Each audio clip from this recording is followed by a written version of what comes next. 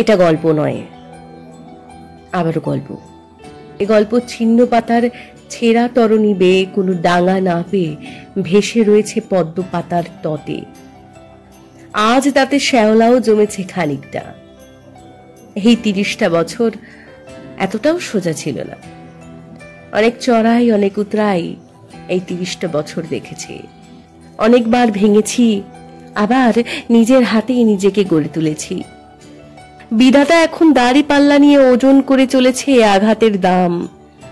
জীবনে যখন আঘাত আসে, হয়তো তখন পাশে একটা বন্ধুর প্রয়োজন হয়, যে বন্ধুর সঙ্গে ছিল খেলার মাঠ, ছেলেবেলা, স্মৃতি, ভালোবাসা। যে বন্ধুর বিপদে আশঙ্কা হতে না হতেই আমার কাঁধ তার মাথার কাছে পৌঁছাতো। আমার চরম বিপর্যয়েও তার ফোন চার্জ শেষ হয়ে যাওয়া ব্যাটারির মতো অচল। সে চেষ্টা করলেই জানতে পারত। ছিল না সময় হয়তো, বোধহয় তাই বিশ্বাসে দিয়েছি ফু। মন বলেছে শক্ত হও, বন্ধুত্ব আফসোস না মনে হয়।